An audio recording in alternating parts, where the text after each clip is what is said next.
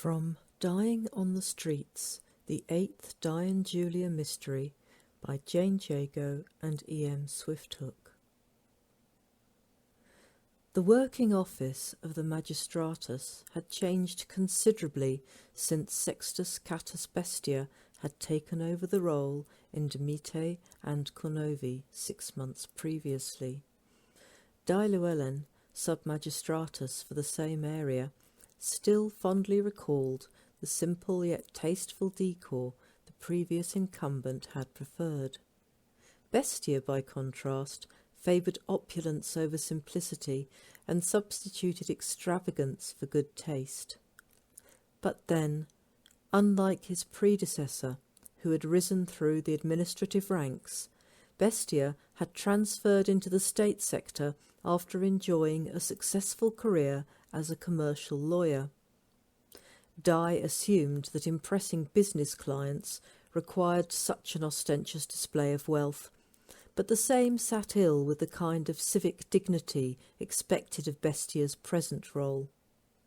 Not that the man couldn't easily afford the expensive artwork lining the walls, the rare wood furniture, the bejewelled and gilded bust of the divine Diocletian, and the elaborate full-length golden-framed painting of himself and his wife of a few weeks. That marriage had surely made him one of the wealthiest men in all of Viriconium.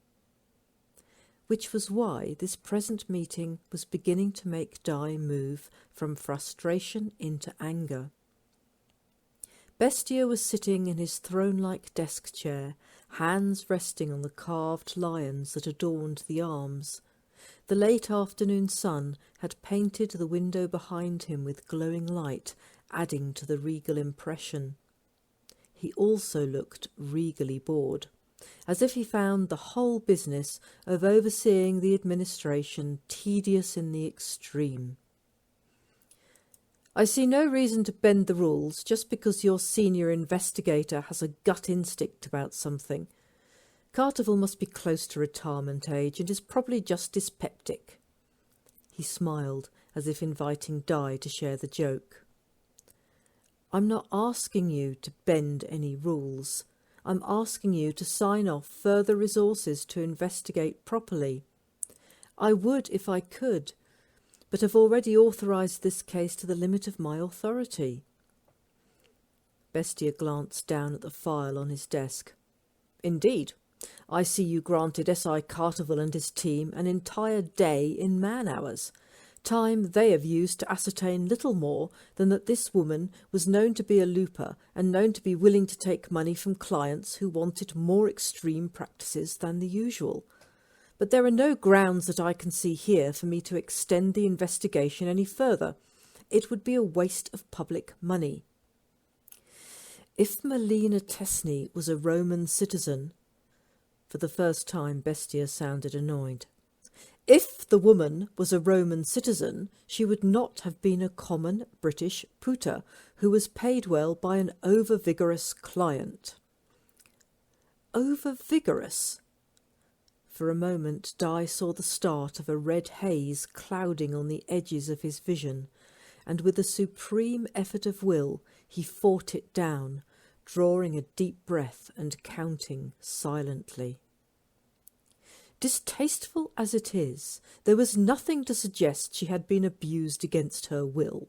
She was also found with what I am assured would be a substantial payment for a street woman, no doubt an incentive to allow her client more leeway in his behaviour. She was beaten half to death. The autopsy said she died of those injuries having caused severe internal bruising and swelling. It was not murder. There was clearly no intent to kill, or why pay the woman and let her go home? At very best it was an accidental death. No one has denied that she was a prostitute, and that is a profession that we all know carries certain occupational hazards. His expression softened suddenly, and his voice shifted to something more like friendly cajoling. "You are a good man, a good citizen, and a good administrator, Llewellyn. I do understand why you feel so strongly about this, but you must let it go. It's for the best." Dai had been sitting, but now he shot to his feet. "Let it go? Dominus, the man who did this is somewhere in Viriconium, and he could do the same to another woman." Bestia lifted one hand from its lion's head resting place. "Stop right there. Firstly, I already said I completely understand where you are coming from with this. Who could not be appalled by it? But where is the crime? There is no law against prostitution." He leaned back and shook his head, looking saddened.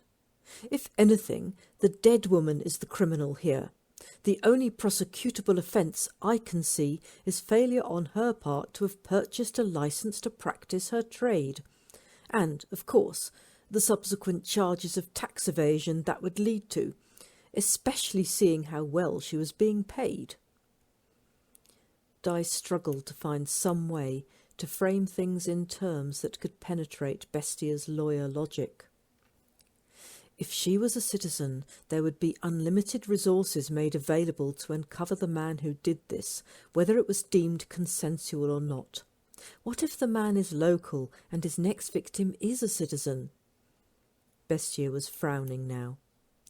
"You should know better than that, Sub-Magistratus. We can't run the Vigilis on what-ifs. There's no reason to think the man was local. Indeed, it is more likely someone passing through, staying the night and wanting some entertainment. And even if he was local, you've already spent public money on investigating something that is not a crime. Instead of asking me for more, perhaps you should apologise and be grateful that I'm not going to mention that you did so on any official report." The red haze rose, and this time Dai could do nothing to stop it.